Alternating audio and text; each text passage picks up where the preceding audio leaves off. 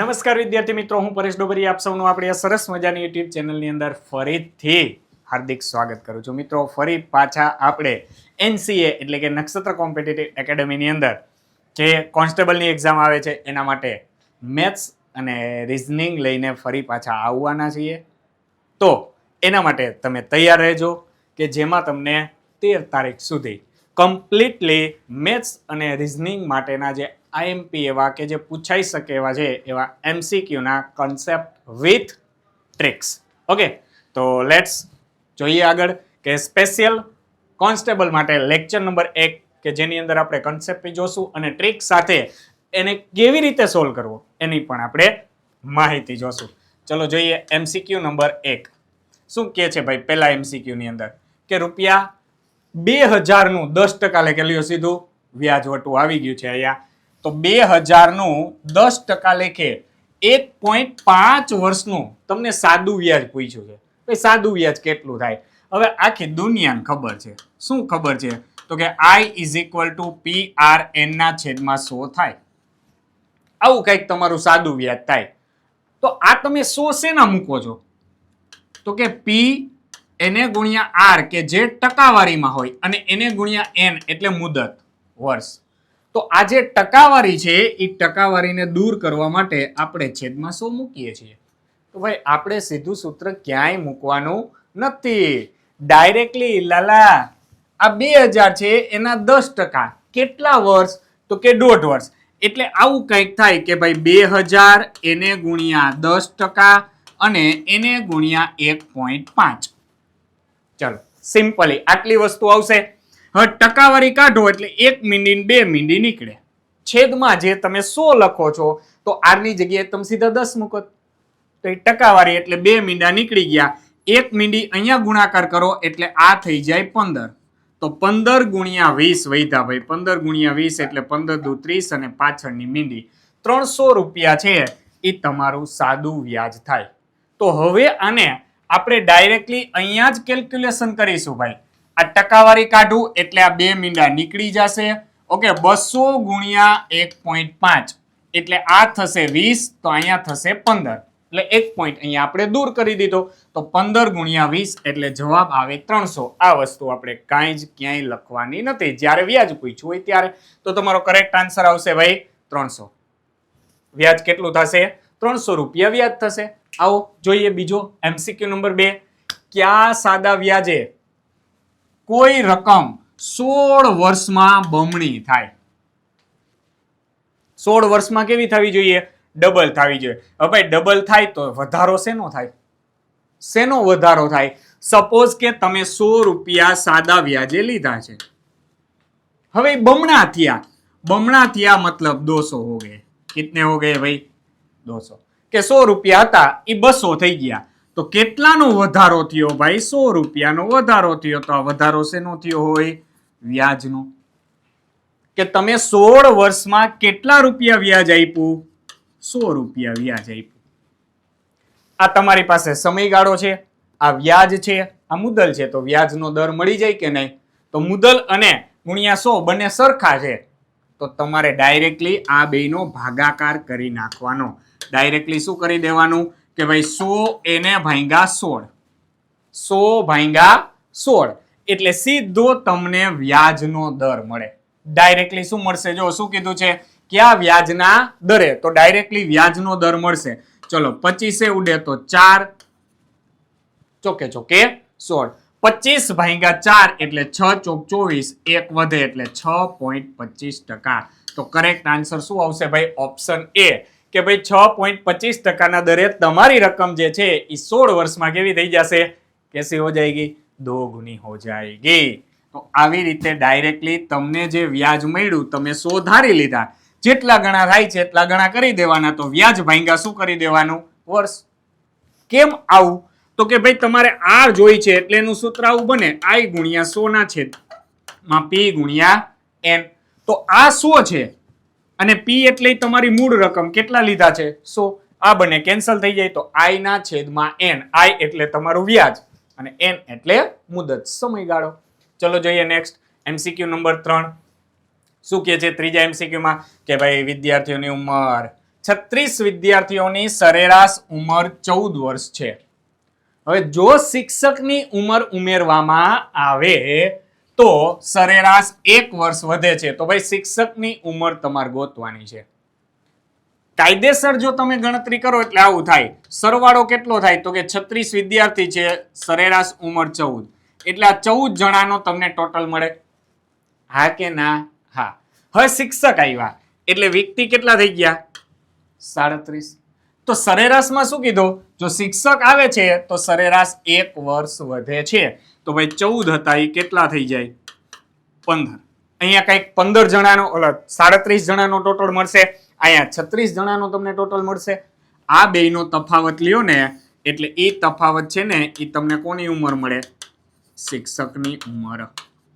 આવી રીતે તમે ગણી શકો. આવું કઈ નથી કરવું ભાઈ. તો શિક્ષકની ઉંમર કેટલી હોય? શિક્ષકની ઉંમર ઇઝ ઇક્વલ ટુ કેટલા વિદ્યાર્થી હતા? તો કે ભાઈ 36 વિદ્યાર્થી. કેટલાનો વધારો થયો? 1-1 નો. 36 જણાની ઉંમર 1-1 વર્ષ વધી. તમને કીધું ને નવી જૂની સરેરાશ 14 હતી, એ 1 વર્ષ વધે છે. 36 જણાના 1 વધ્યા અને હવે આ 36 લોકોના 1-1 વધ્યા પ્લસ શિક્ષકના ભાગમાં કેટલું આવશે? નવી સરેરાશ જ આવે ને, કારણ કે શિક્ષક આવ્યા એટલે એને બધાને થોડું થોડું આપ્યું. કેટલું આપ્યું ભાઈ? 1-1 ભાગ આપી દીધો. તો પોતાની પાસે કેટલા વધે? 14 હતા, 1 વર્ષ વધ્યા એટલે 15 વધશે. કેમ? તો કે બધાના 15 વર્ષ થશે સરેરાશ ઉંમર. તો 36 × 36 પ્લસ 15, તો 6 ને 5 11. કેટલા વર્ષ ભાઈ આવશે? 51 વર્ષ. 36 ને 10 46, 46 માં 5 ઉમેરો એટલે 51 વર્ષ. આ તમને ડાયરેક્ટલી કોની ઉંમર મળે? શિક્ષકની ઉંમર મળે. તો કરેક્ટ આન્સર છે એ આવશે ઓપ્શન બી. 51 વર્ષ છે એ શિક્ષકની ઉંમર હશે. 51 હતા, 15 એની પાસે રાખ્યા અને બાકીના 36 ને 1-1 વર્ષ મિત્રો આપી દીધા. શેની રીટા? આપી દીધા. તો એટલા માટે તમે એની ગણતરી આ રીતે ડાયરેક્ટ કરી શકો. ચલો જોઈએ નેક્સ્ટ MCQ. એક થાંભલો છે એનો 8મો ભાગ કાળો છે. જોજો કાયદેસર તમે ગણી શકો. આખો એક જવાબ મળે ને મતલબ તમે જેટલા ભાગ પાડ્યો હોય ને એટલો જવાબ આવે. જેટલા ભાગ પાડ્યા હોય એટલો જવાબ આવે. હવે હું તમને એમ કહું કે ધારો કે આ તમને કેટલામો ભાગ કીધો છે? 8મો ભાગ. 8મો ભાગ એટલે આવું થશે 1/8. હા કે ના? મતલબ ટોટલ કેટલા થયા? 8 ભાગ. 8 ભાગમાંથી એક ભાગ છે એ કેવા રંગનો છે? કાળા રંગનો. હા કે ના? તમે ટોટલ આખા થાંભલો છે એ આખા થાંભલાના 8 ભાગ પાડી દીધા, 8 ટકુડા કરી દીધા. હવે 8 ટકુડામાંથી એક ટકુડો કાળા રંગનો છે એટલે 1/8મો ભાગ થયો. તો વધ્યા કેટલા? વધે કેટલા? 7 ભાગ વધે. હા કે ના? તો 7 ભાગ વધ્યા. હવે આગળ જોઈએ કે જ્યારે વધેલા થાંભલાનો અડધો ભાગ સફેદ છે. વધેલો ભાગ કેટલો છે? 7. એનો અડધો ભાગ. હવે 7 નો એટલે કે આ 7 ભાગ છે, આનો તમે અડધો ભાગ કરો તો કેટલું થાય? 3.5 થાય કે નહીં? 3.5. હા કે ના? 3.5. એક ભાગ કેવો છે? કાળો. 7 ભાગ વહી ગયા, એમાંથી અડધો ભાગ કાળો છે એટલે 3.5 ભાગ છે એ કાળા રંગના છે. 3.5 ભાગ છે એ સફેદ રંગના છે અને બાકીના 3.5. તો બાકી કેટલું રહ્યું? જો 7 ભાગ હતા એમાંથી અડધું નીકળી ગયું તો બાકી કેટલું વધશે? તો કે 7 - 3.5. તો 3.5 વધે કે નહીં? અને એ જ તમને કીધું છે એ રંગ કેવો છે? ભૂરો છે. તો તમને શું કીધું? થાંભલાની કુલ લંબાઈ તમારે શોધવાની છે ભાઈ. સીધી એનું જ મળે. એક ભાગ કેવા રંગનો હતો? તો કે કાળા રંગના. એક ભાગ પ્લસ સફેદ રંગનો ભાગ કેટલો મળ્યો તમને? તો કે સફેદ મળ્યું તમને 3.5 અને બાકીનો 3.5 હતો એ કેવો રંગ કીધો હતો? તો કે ભૂરો રંગ. તો મળી ગયું ને જવાબ. આ બધાનો સરવાળો કરી દો. અહીંયા આવશે 3.5. ચલો 3.5 ને 3.5 7 પ્લસ 1. તો ટોટલ થાંભલાની જે લંબાઈ છે એ લંબાઈ કેટલી થશે? 8 સેન્ટીમીટર કીધું તો સેન્ટીમીટર, મીટર કીધું મીટર. એની કઈ સ્પષ્ટતા કરી નહીં, કીધું છે અહીંયા ભાઈ 3.5 સેમી છે તો આ તમારો 8 સેન્ટીમીટર જવાબ આવે. કે થાંભલાની લંબાઈ છે એ ટોટલ કેટલી હશે? 8 સેમીની લંબાઈનો થાંભલો હશે. ચલો ડન ભાઈ, થઈ ગયું. આવી રીતે આને ક્યારેય આમ ન કરાય કે 8 ભાગ છે એમાંથી આ એક ભાગ નીકળી ગયો તો એક ભાગ તમે કાઢી નાખો, બરોબર? આખો થાંભલો છે એમાંથી આટલો ભાગ કાઢી નાખો તો આ 7 ભાગ વધે કે નહીં? એ જ કર્યું ને આપણે. મેં છેદ નથી લખ્યો, છેદ તો 8 જ આવશે. પછી તમે જે અપૂર્ણાંક કરતા જશો એમાં છેદ અલગ અલગ મળતા જશે. બધાનો સરવાળો કરશો, જવાબ છેલ્લે એક ભાગ તમને આખો થાંભલો મળે. આખો થાંભલો મળે એટલે 8 સેન્ટીમીટર એની લંબાઈ કહેવાય. ચલો જોઈએ નેક્સ્ટ MCQ નંબર 5. શું કહે છે? 800 રૂપિયાનું 6% લેખે 4 માસનું સાદું વ્યાજ કીધું છે. અગેન ભાઈ તમને સાદું વ્યાજ કીધું છે, આપણે કીધું બધાનો ગુણાકાર કરવાનો છે, પણ અહીંયા તમને 4 માસ કીધા છે, એને તમારે વર્ષમાં કન્વર્ટ કરવા પડે.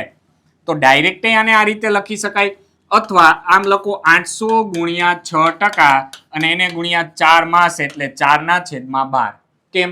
તો કે એક વર્ષની અંદર 12 મહિના હોય, તો 4 માસની તમને વાત કરી છે તો આપણે 4 માસ લઈએ, ટકાવારી કાઢીએ એટલે 2 મીંડા નીકળી જશે. અહીંયા 4 ઉડે તો 3, 3 ઉડે તો 2, તો 8 દુને 16. બરોબર?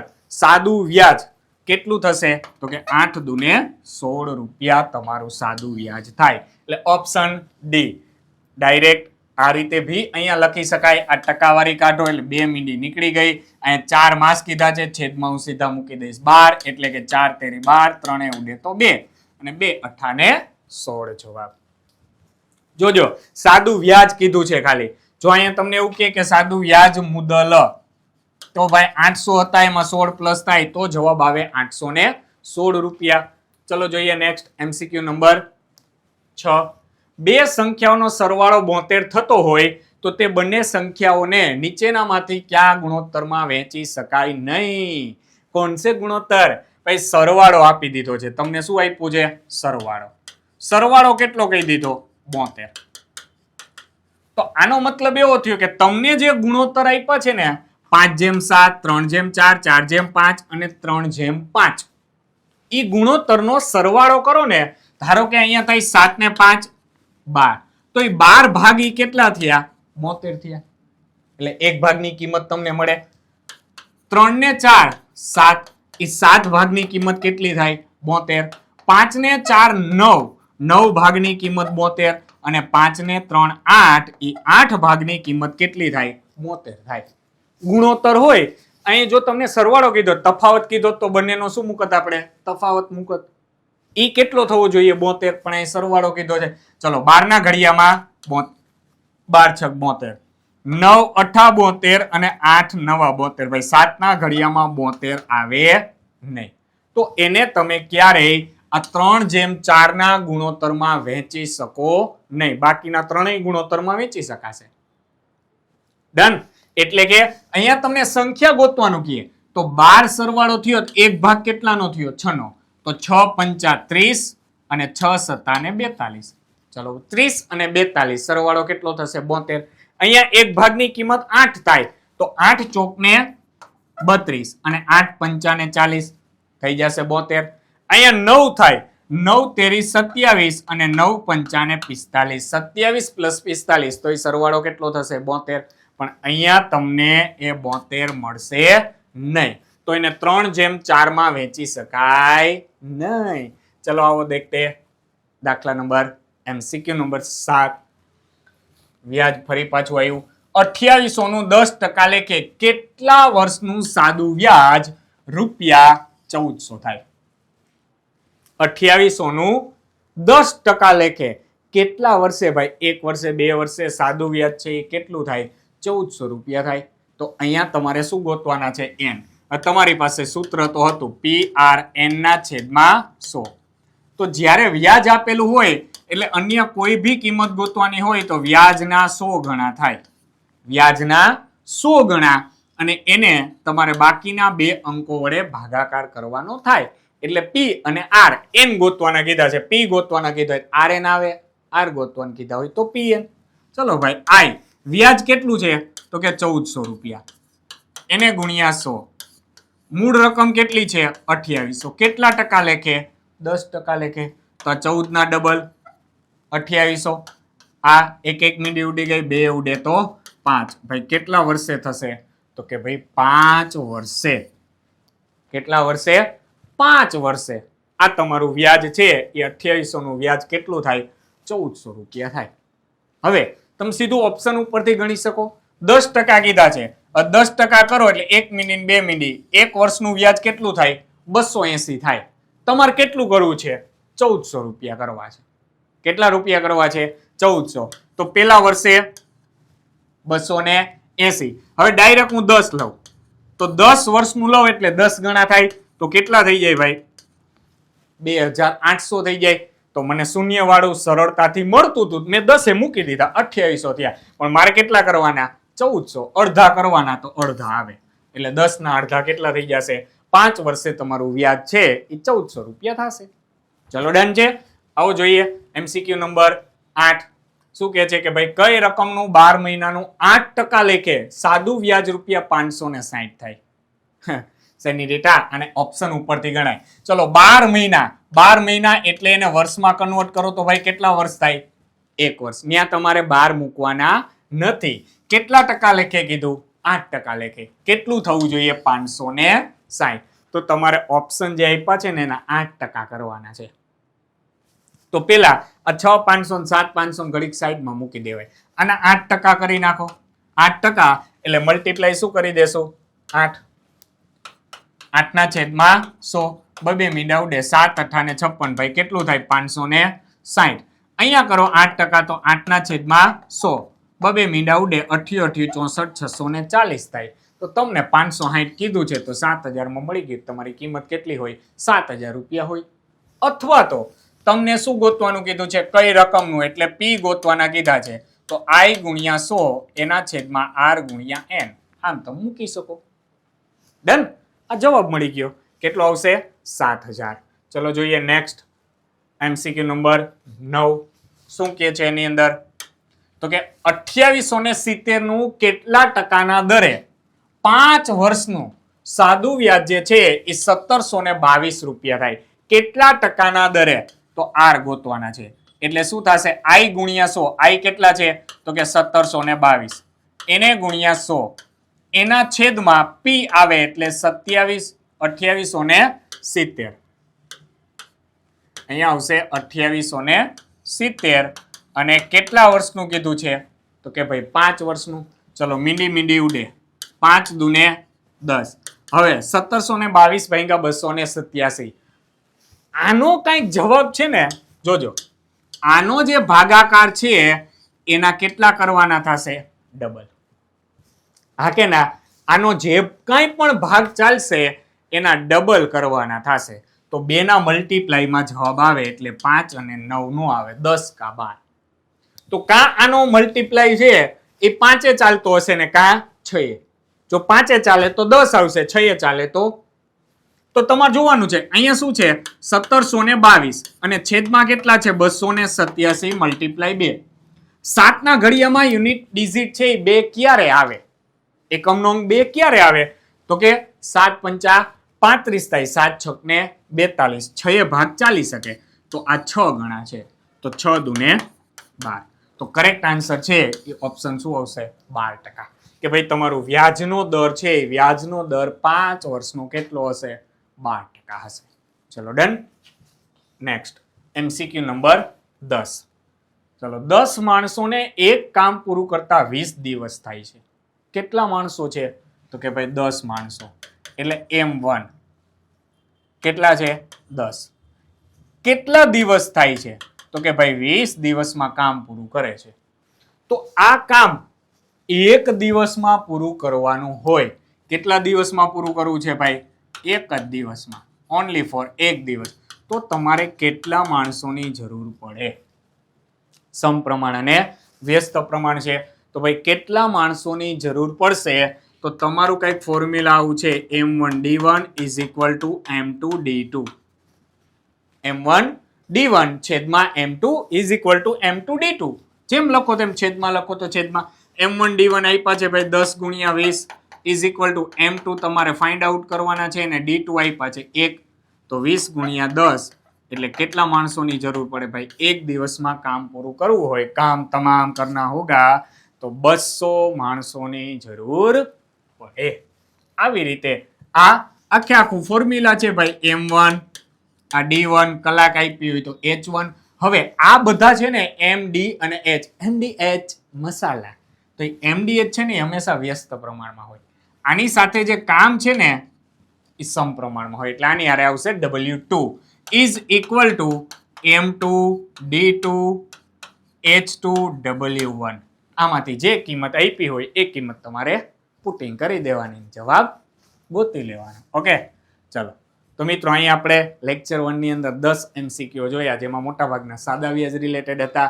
નેક્સ્ટ વિડીયોની અંદર ફરી પાછા આપણે મળીશું લેક્ચર નંબર 2 માં, અને એની અંદર આપણે વધારે આથી પણ કોન્સેપ્ટ રિલેટેડ અને જે વધારે પૂછાઈ શકે એવા MCQ છે એની ચર્ચા કરીશું. તો વિડીયોને અંત સુધી જોતા રહેજો, અને વિડીયોને લાઇક કરવાનું, શેર કરવાનું અને ચેનલને સબસ્ક્રાઇબ કરવાનું ભૂલતા નહીં. નેક્સ્ટ વિડીયોમાં ફરી પાછા મળીએ. ત્યાં સુધી બધાને Tata bye bye, C you, thank you, જય હિન્દ, જય ભારત.